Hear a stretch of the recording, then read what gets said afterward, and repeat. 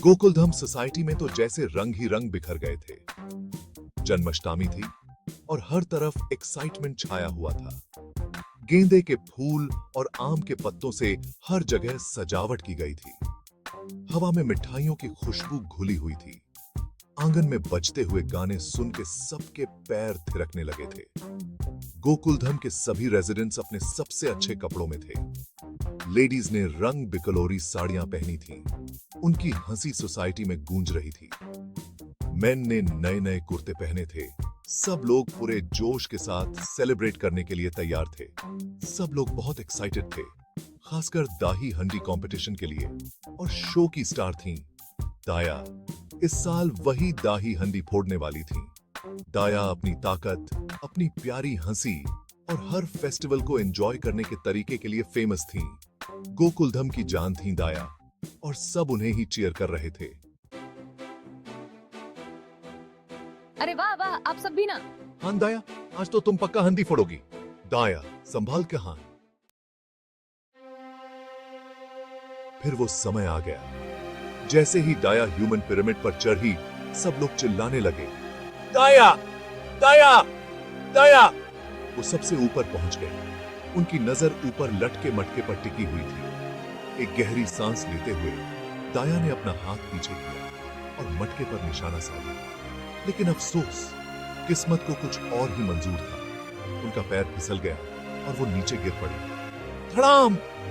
सब लोग एक साथ हाँफ गए। जेठालाल का तो जैसे दिल ही बैठ गया। वो भागे भागे अपनी प्यारी पत्नी के पास गए। उनके चेहरे पर चिंता साफ दिखाई दे रही थी।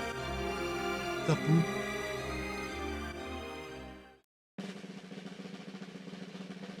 दाया, दाया, कुछ तो बोलो। जेठा जी, आप मुझे उठाओ ना, मुझे गरबा करना है। दाया, तुम्हारा पैर टूट गया है। हाथी भाई को फोन लगाओ जल्दी। और इस तरह दाया को डॉक्टर हाथी के क्लिनिक ले जाया गया। उनके साथ थे परेशान जेठालाल और ढेर सारे neighbours. Daya, it's just a sprain. I'll plaster your foot and give Jethalal a list of instructions for your care. घर वापस आकर जेठालाल एक ऐसे नर्स बन गए जो नर्स तो नहीं थे, पर कोशिश पूरी कर रहे थे। उनकी हर हरकत दाया और बाकी नेबर्स जो उनसे मिलने आए थे के लिए मनोरंजन का साधन बन गए। दाया, ये बम लगा लो, जल्दी ठीक हो जाओगे। वो हर समय दाया का ध्यान रखते, उनकी मदद करने की कोशिश करते, पर अक्सर गड़बड़ ही कर बैठते। जेठा जी, ये बालम है या अचार? ऐसे थोड़ी लगाते हैं। दया ने कहा और जोर से हंसने लगी। जेठालाल की बहादुरी भरी पर मजेदार कोशिशें देखकर गोकुलधाम की लेडीज ने इंटरवीन करने का डिसाइड किया। बबीता जी और माधवी ने सबको लीड करते हुए दाया का ध्यान रखना शुरू कर दिया, जिससे जेठालाल को बहुत रिलीफ मिला। वो उनके लिए घर का बना खाना लाती, एक्सरसाइज में हेल्प करती और अपनी गॉसिप्स और हंसी मजाक से उनका मन बहलाती। कुछ दिन बाद डॉक्टर हाथी दाया के चेकअप के लिए आए। उन्होंने देखा कि दाया गोकुलधाम की लेडीज से घिरी हुई है और उनकी हंसी पूरे घर में गूंज रही है। क्या बात है दाया भाभी, आप तो बिल्कुल फिट लग रही हो, डॉक्टर हाथी ने मुस्कुराते हुए कहा। हाँ हाथी भाई, गोकुलधाम की लेडीज ने मेरा बहुत ख्याल रखा, दया ने अपने फ्रेंड्स को देखते हुए कहा। डॉक्टर हाथी चकल्ड। लगता है आपको सिर्फ मोच नहीं आई, खुशी भी आ गई है। ये तो और भी ज्यादा कंटेजियस है।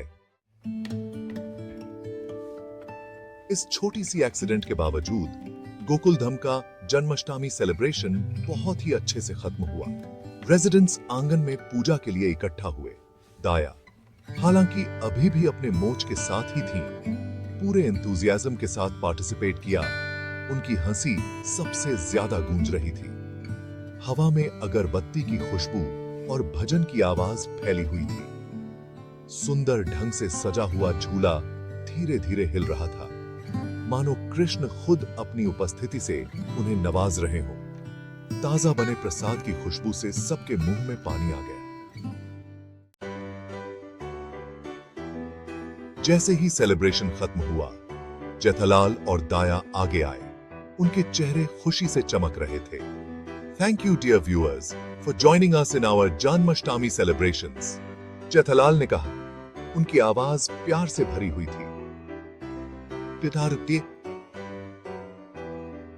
हाँ, आप सबके बिना तो ये त्योहार अधूरा रहता। दया ने आगे कहा। उनकी प्यारी सी मुस्कान स्क्रीन पर छा गई। Don't forget to like, comment and subscribe to our channel for more such hilarious adventures of Gokuldam. Jethalal ने व्यूअर्स को याद दिलाया और शरारत से आंख मार दी। And remember, always keep smiling just like us, Daya ने कहा और उनकी हंसी हवा में गूंजती रही।